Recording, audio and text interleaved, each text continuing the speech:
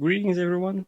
I'm Sophis, and today I want to talk about the new classes with the Griffon update. That is the free update that's going to come along with the new DLC with the Ark and Prophecy, but this is the free stuff.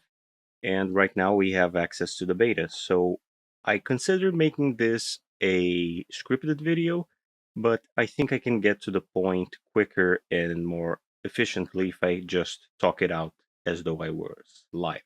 The other day I did a live and I went through checking out the early update, see how the beta was, and I went over pretty quickly, at least over the ritualist changes and the new warlock class, but I don't quite think I got as in depth, or at least talked in a way that I think I could condense it into something like this.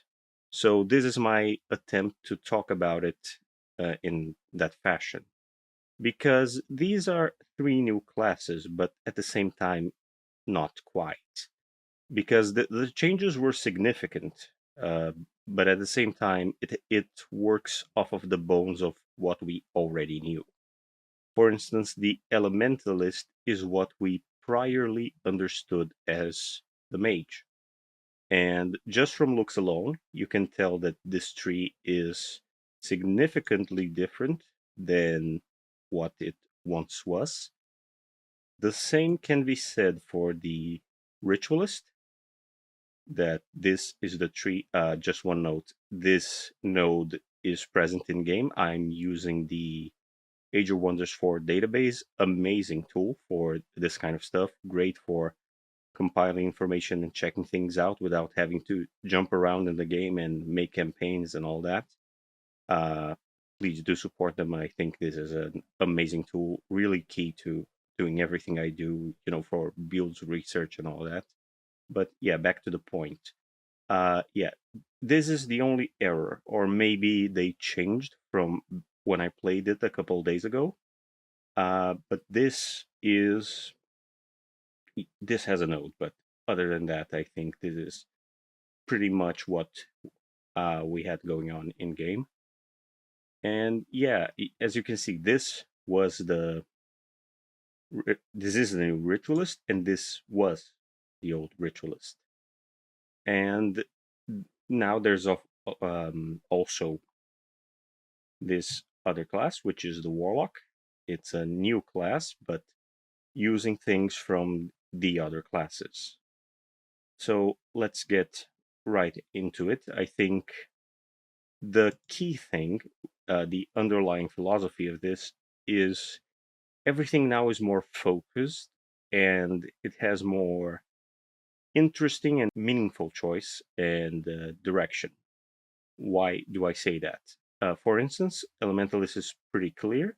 Your first decision is very key. It defines everything else you pick after it because you have to choose an element. The only elements missing are Blight and Spirit, insofar as damage channels go, but the Warlock has Blight, and I'm pretty sure the Battle Saint, which is a class we don't have any preview for yet, but will come with Archon Prophecy. That probably will cover any spirit damage. So here we just have four of them.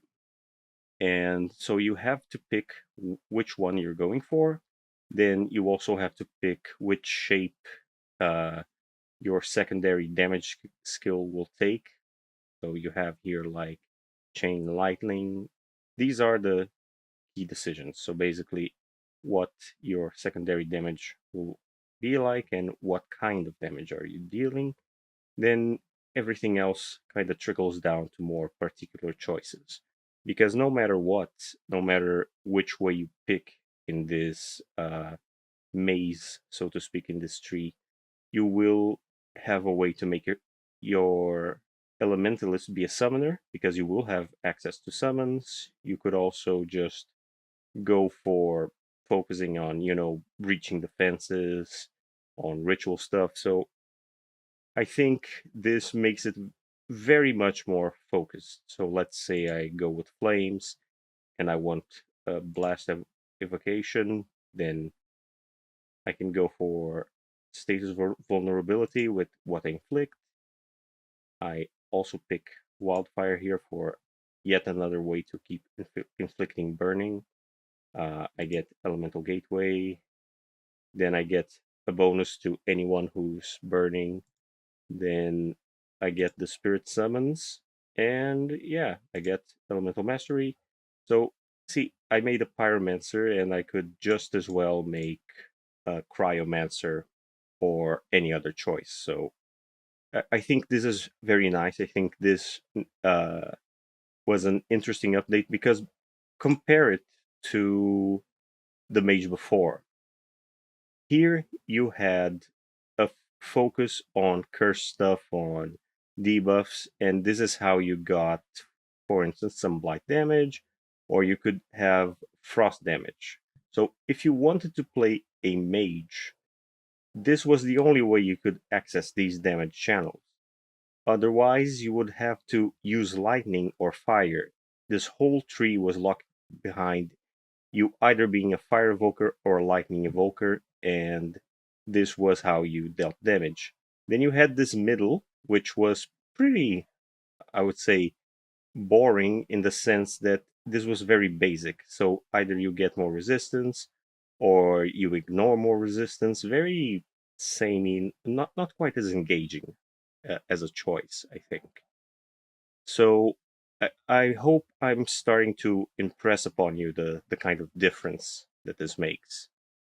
The same can be said here for the ritualist. This was the ritualist before, where you would start with three different things you could do. You could heal, you could summon something, which could eventually heal or deal damage, and you had the S reward, which I did feature as a recommended skill in some of my builds that basically gives an extra health bar to your units, and then you could raise undead. So you chose how you helped as a support, but this was very split. This didn't have a coherent identity. And for instance, once I got down here, where something that I would very much appreciate, this way you would have a very strong single heal and then you would have steadfast on your units. This was the key of what I wanted in most of my rituals, the ability to revive units, because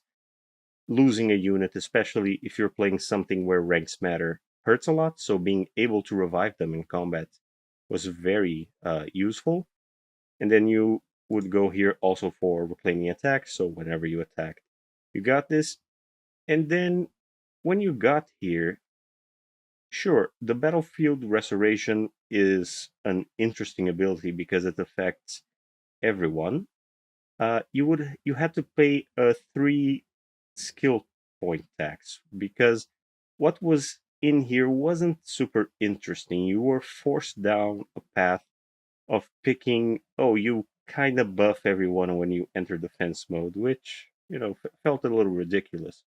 So you would start having to pick away at the other trees, and you had a summon, but you could also summon undead, or you could summon. So it didn't quite have an identity. It tried to be a lot of things at once. It tried to be every kind of support. Compared to this, where you have a more narrow, or rather, not narrow, but more focused tree. Because this I would call more or less a kind of cleric, classic healer kind of direction, where you have, for instance, here you have the classic revive. Here you can help as a support by polymorphing enemies, and then you choose whether you heal as a single heal or an area heal, and you kind of pick everything here to support whether you're a single target healer or a multi-target healer or something down the middle where you also have some debuffs and you're kind of a generalist. So this is very interesting. And on this side, you're going kind of a druidic path where you still can conjure the wild growth and you choose what it does. And it, you know, there's some very neat stuff. There's even some summoning here because you start with summon and you can focus on more summoning. So you can summon some units to support. I think it's neat. You can, or you can go down this path of uh, giving some buffs while debuffing the enemy.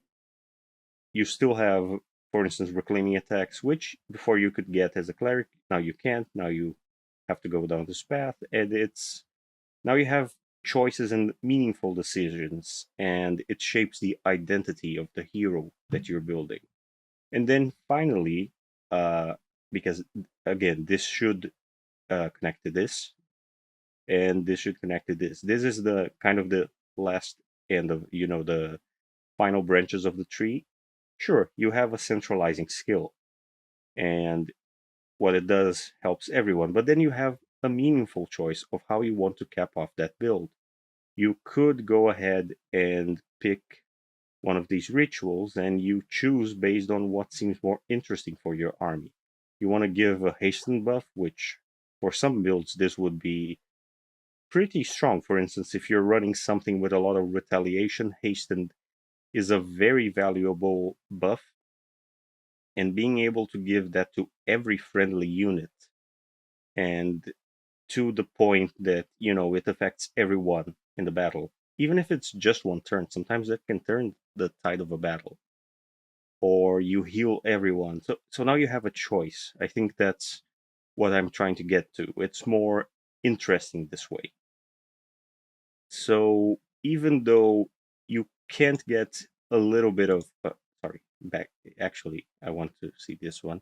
So even if you can get a little bit of everything, which was the old ritualist, which was very strong, I'll admit, now you have more identity when you're making your ritualist, the same way you have more identity when you're making your mage. It's not, oh, I have to go down the street if I want to play this kind of mage.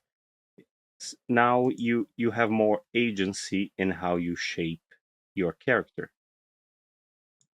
And the same is reflected with the new class, the warlock, which feels like it grabs some of what the mage once had. This is pretty much an extension and adding new things from the what the mage once had as this debuff part. And now you also get some of what the ritualist had here.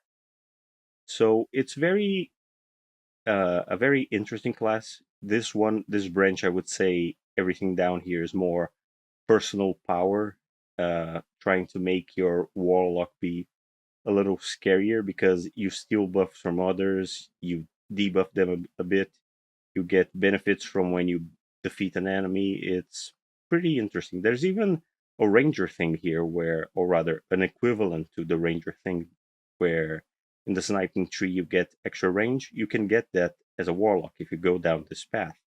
And here you have a variety of ways to go down being a debuffer. For instance, if you go down this path here, you start with Hexpack, then go down Hex of Broken Spirit, Draining Magic. Sorry, it's not clicking for some reason. Probably a little bugged. Sorry about that. But I'll just continue. You get Draining Magic, you feed on Despair, then you get Will Breaker, and finally you get Bend Broken Will. With this, you could have a hero that's exclusively focused on breaking enemy morale and then capturing them to add them to your faction. But you could also go an entirely. Oh, sorry, it wasn't bugged. I just forgot to click. Yeah, my bad. So yeah, you could go down this path and get this kind of hero, or and you can even then go down and get other stuff. But it's very meaningful. Or you can get a summon. You have options. You can play around with this. You can decide what is important or not for that kind of hero. This one here is it has a lot of healing, both for yourself and for your minions. Because here, for instance, when those summons of yours die, you get grace, so you get healing. You can apply a buff to your units so they have decay and dissolution. You can make them immune to the disease and apply disease to others. it's very interesting. There's even this one that I think is a very strong capstone for Necromancer, that you kill a unit, then bring it back as a whiteboard. That's going to be very interesting to play around with, and I think it feels like a fun way to top it off at the end. So I think what I'm trying to say is, rather than go into the specifics of what each thing does, I'm looking at the broader scopes of these classes. And I think that this means that we're going in a very interesting direction with how classes are and feel in Age of Wonders 4. I think we're headed for a very good, very robust update with the Ark and Prophecy and the free Griffon update.